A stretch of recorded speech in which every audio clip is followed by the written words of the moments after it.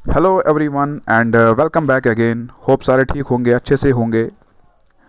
तो आज बहुत दिनों के बाद मैंने वीडियो अपलोड किया है, ऑलमोस्ट 12 डेज़ के बाद।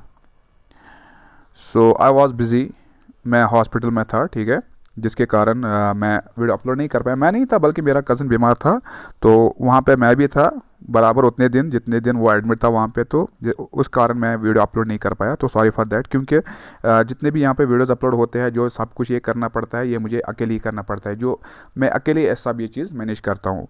तो इसके अलावा अगर कोई पैशनेट है टीचिंग के लिए, चाहे लड़की हो या लड़का हो, जो टीचिंग के लिए पैशनेट हो और जिसको ये चीज़ पता हो, वो मुझे डीएम कर सकता है।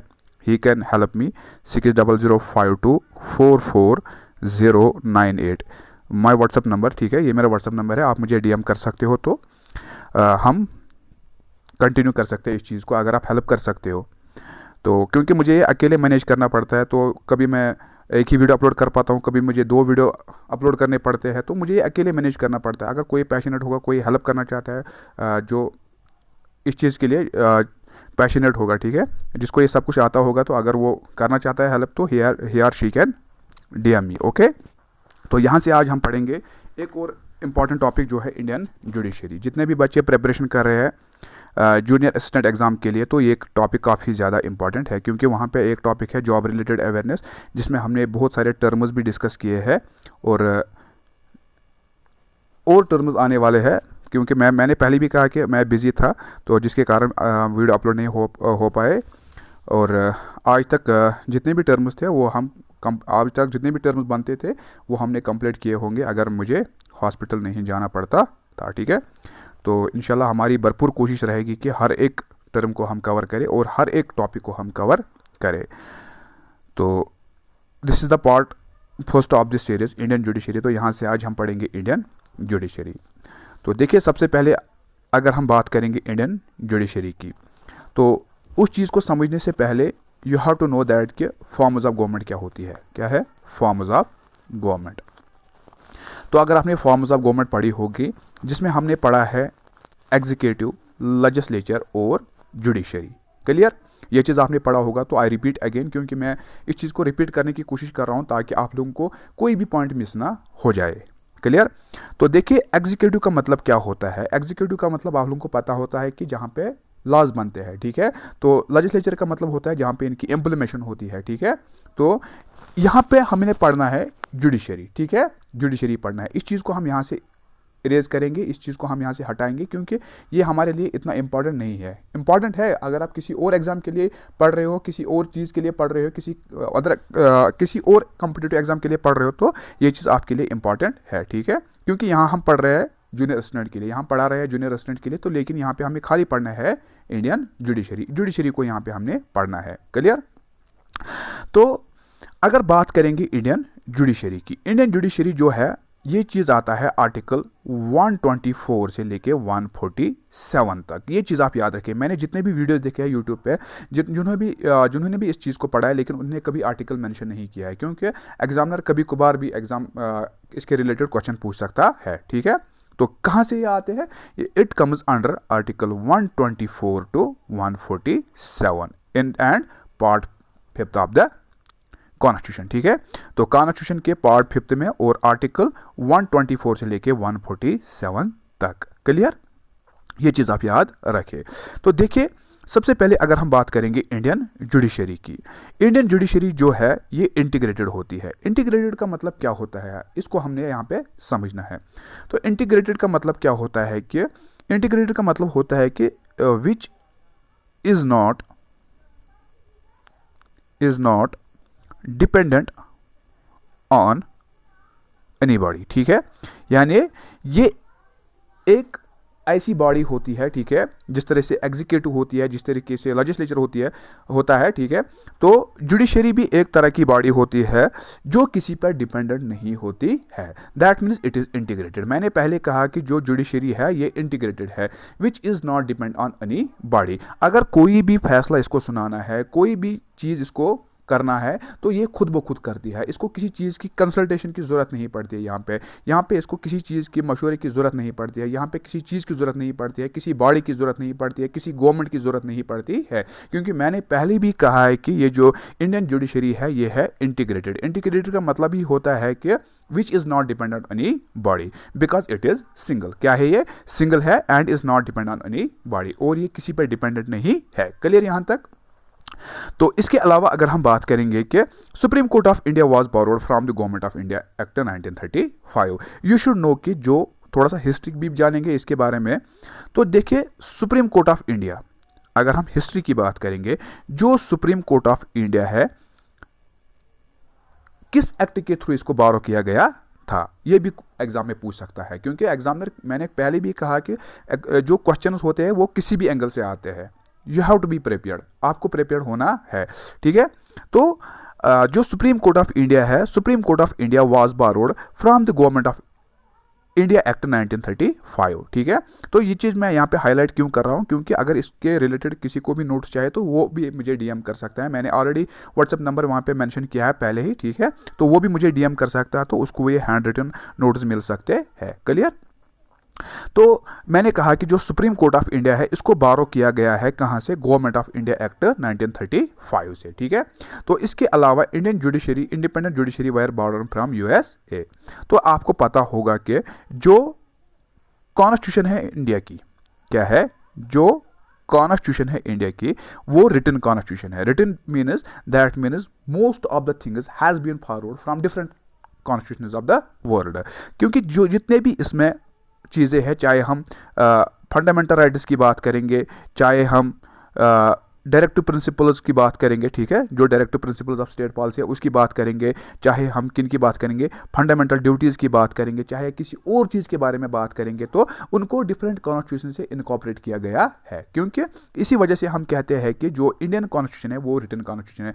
It's a mixture of different constitutions of the world, ठीक है। यानी ये एक मिक्सचर है किनका? जो बहुत सारे कॉन्स्टिट्यूशंस है वर्ल्ड की, यानी बहुत सारे वर्ल्ड की जो कंट्रीज है जिनकी कॉन्स्टिट्यूशन है, तो उनसे वो चीज़ बारो किए गए हैं। इसी तरह क्या किया गया है, जो इंडिपेंडेंट जुडिशरी है, दैट मीन्स कि जो इंडिया में इंटीग्रेटेड जुडिशरी है या इंडिपेंडेंट जुडिशरी है, वो कहाँ से उन्होंने बारो किया है? वो किया है यूएसए से। ये चीज़ भी आप याद रखें, तभी हम इसको क्या कहते हैं? इंटीग्रेटेड, यानी ये किसी पर डिपेंडेंट नहीं है। तो ये कहाँ से बारो की हमने? ये की हमने यूएसए से।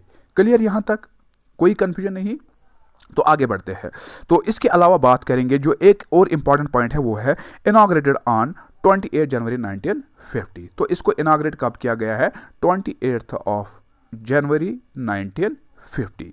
Remember this date, it's a very important, क्योंकि मुझे लगता है कि इसके रिलेटेड क्वेश्चन आएगा ही आएगा, ठीक है। तो ये चीज़ आप काफ़ी ध्यान से याद रखना। क्लियर? तो जब इसको इनॉग्रेट किया गया था, तो उस टाइम पे what was the number of judges in the Supreme Court? At the time there were only 8 judges. तो उस टाइम पीरियड पे क्या किया गया था? उस टाइम पीरियड पे खाली 8 जजेस थे। कितने जजेस थे? 8 जजेस थे। लेकिन ये कब की बात हो रही है? ये हो रही है 18 ऑफ जनवरी 1950 की। तो इस टाइम पीरियड पे जो नंबर ऑफ जजेस थे वो थे 8, इंक्लूडिंग CJI यानी chief justice of India. Clear यहाँ तक? कितने थे? उस टाइम पे थे 8 judges, including with Chief Justice of India, that is 9 judges. The number of judges of Supreme Court at the time of inauguration was 9, ठीक है, यानी 8 judges including with CJI यानी Chief Justice of India। तो उसके अलावा अगर हम current बात करेंगे, जो करंट इरा है, जो करंट टाइम है, इस टाइम पीरियड पे कितने जजेस है? वो है 33 इंक्लूडिंग CJI। तो बहुत सारे बुक्स पे अगर आप देखोगे तो वहाँ पे 30, ठीक है। जो आप अपडेटेड बुक देखोगे, जिस पे आप एक सेकेंड, जो आप अपडेटेड बुक देखोगे जो करंटली पब्लिश हुई होगी, या आप गूगल कर सकते हो, तो वहाँ पे लिखा है 33, क्योंकि करंटली अगर हम बात करेंगे there are 33 including CJI, that means 34 जजेस, ठीक है। कितने हैं? 34 जजेस। ये चीज़ भी आप याद रखें, क्योंकि इसके बारे में भी क्वेश्चन पूछा जा सकता है। तो और इसके अलावा अगर हम बात करेंगे, who is the current CJI of India, who is the current chief justice of India, तो 10 ऑफ नवंबर यानी कल तक कौन थे? कल तक थे धनंजय वाई चंद्रचूड़, ठीक है।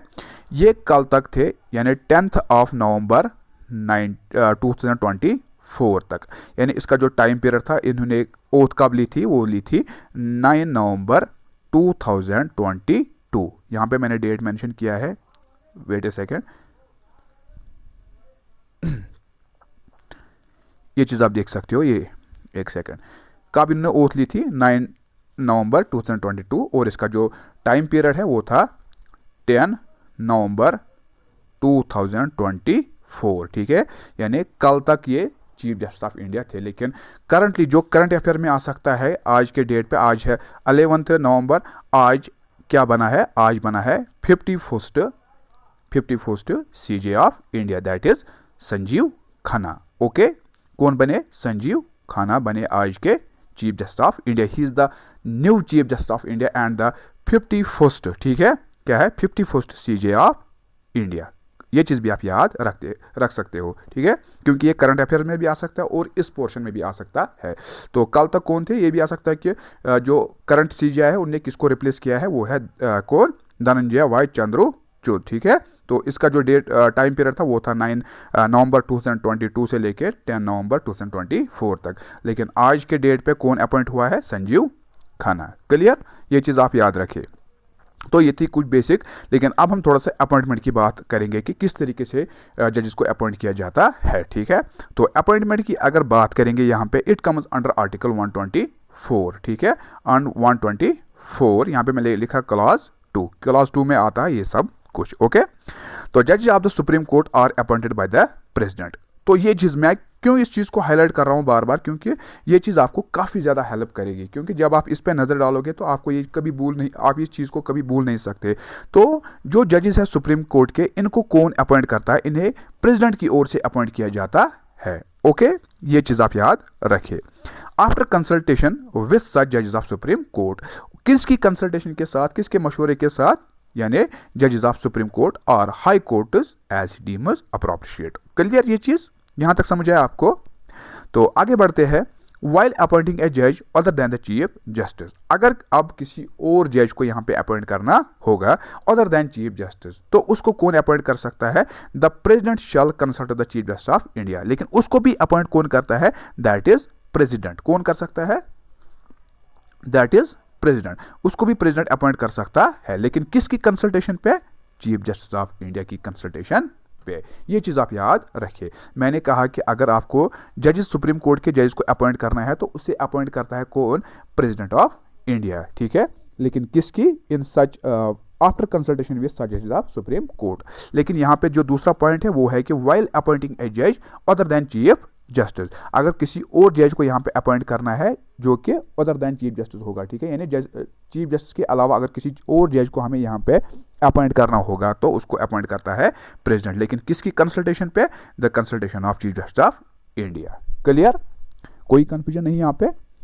इसके अलावा बात करेंगे कि ए जज of the supreme court shall hold office until he attains the age of 65। इसके बाद जो जज है, यानी कहाँ तक वो यानी सर्व कर सकता है, कहाँ तक वो ऑफिस को होल्ड कर सकता है, यानी किस एज तक, यानी एक टाइम पीरियड, ये नहीं कि मतलब वो 100 ईयर्स जब उसकी ये एज होगी तो वो वहाँ तक ऑफिस को होल्ड कर सकता है। ये प्रोसीजर यहाँ पे नहीं है, बल्कि वो होल्ड ऑफिस कर सकता है जब उसकी एज कहाँ तक होगी, 65, यानी 65 ईयर्स के बाद वो क्या करेगा, उसको रिटायर होना पड़ता है, यानी उसको रिटायर होना पड़ता है, यहाँ पे उसको रिटायरमेंट लेना पड़ता है, यानी वो रिटायर होता है यहाँ पे। लेकिन उसकी जो एज है वो है 65, यानी इसके बाद वो ऑफिस को होल्ड नहीं कर सकता है या सर्व नहीं कर सकता है। क्लियर, यानी कब तक वो अपनी ऑफिस को होल्ड कर सकता है, until he attains the age of 65. Okay, clear यहाँ तक।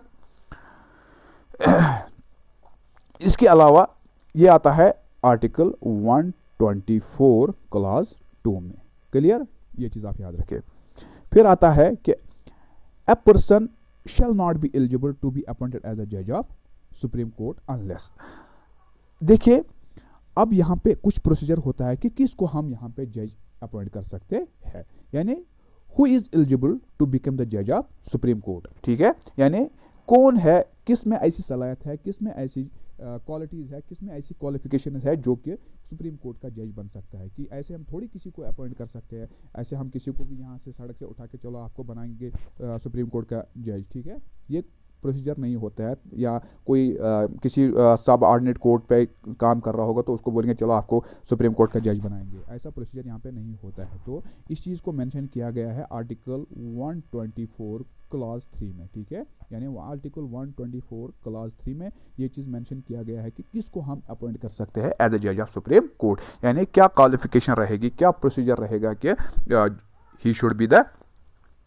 जज ऑफ सुप्रीम कोर्ट। क्लियर। तो यहाँ पे कुछ क्वालिफिकेशंस है, कुछ प्रोसीजर है जिसके कारण एक पर्सन को हम क्या कह सकते हैं, उसको हम जज बना सकते हैं सुप्रीम कोर्ट का। पहला क्या है, he must be the citizen of India. क्या है, he must be the citizen of India. Clear. तो सबसे पहले वो इंडिया का सिटीजन होना चाहिए, यानी इंडिया का बाशिंदा होना चाहिए, यानी उसको जो इसकी रेजिडेंसी है वो इंडिया होनी चाहिए, यानी इंडिया में वो यानी रह रहा होगा। अगर वो इंडिया के बाहर होगा तो उसको हम अपॉइंटमेंट नहीं कर सकते। That means he must be the citizen of India. Clear. तो दूसरा पॉइंट है यहाँ पे कि ही हैज़ बीन जज of high court for 5 years। तो क्या होगा यहाँ पे, ही मस्ट बी द जज of high court for 5 years। तो वो जज होना चाहे कहाँ का, हाई कोर्ट का, यानी हाई कोर्ट का जज होना चाहे कम से कम 5 साल तक। कितने साल तक, कम से कम जो मिनिमम पीरियड है वो है 5 years, not less than 5 years। 5 साल तक वो हाई कोर्ट का जज होना चाहिए, तभी वो क्या बन सकता है, तभी वो एलिजिबल है क्या, जज ऑफ सुप्रीम कोर्ट बनने के लिए, ठीक है। तो इसके बाद एक और प्रोसीजर है, वो है कि he has been advocate of high court for 10 years। इसके अलावा वो हाई कोर्ट का क्या, वकील होना चाहिए, यानी he must be the advocate of high court for 10 years। कम से कम वो 10 साल तक एडवोकेट होना चाहिए कहाँ का, हाई कोर्ट का। क्लियर। तभी वो बन सकता है क्या, तभी वो एलिजिबल है सुप्रीम कोर्ट के जज के लिए। ऐसे हम थोड़ी किसी को आप जज बना सकते हैं। देखो कितना हार्ड प्रोसीजर है ये चीज़। तो ऐसे हम किसी को अपॉइंट नहीं कर सकते। मतलब मान के चलो कोई हाई कोर्ट में है एज ए जज, ठीक है, या कोई काम कर रहा है हाई कोर्ट में एज ए एडवोकेट या जज कर रहा है, 1-2 साल हो गए उसको हम अपॉइंट नहीं बना, उसको हम सुप्रीम कोर्ट का जज नहीं बना सकते हैं। लेकिन उसके लिए क्या, he must be the citizen of India. दूसरा क्या है, वो हाई कोर्ट का जज होना चाहिए कम से कम 5 साल के लिए, और उसके अलावा हाई कोर्ट का एडवोकेट होना चाहिए कितने साल तक, 10 years तक, ठीक है। And the last but not the least, he is a distinguished jurist. तो वो क्या होना चाहिए, distinguished jurist in the opinion of president. तो ये कुछ प्रोसीजर है जिसके कारण हम एक क्या कर सकते हैं, एक जज या एक एडवोकेट को क्या बना सकते हैं, जजेस ऑफ सुप्रीम कोर्ट। यानी ये कुछ प्रोसीजर है कि ये प्रोसीजर होना चाहिए, ये क्वालिफिकेशन होनी चाहिए एक पर्सन में, तभी वो क्या है, तभी वो एलिजिबल है किस चीज़ के लिए, तभी वो एलिजिबल है सुप्रीम कोर्ट के जज बनने के लिए।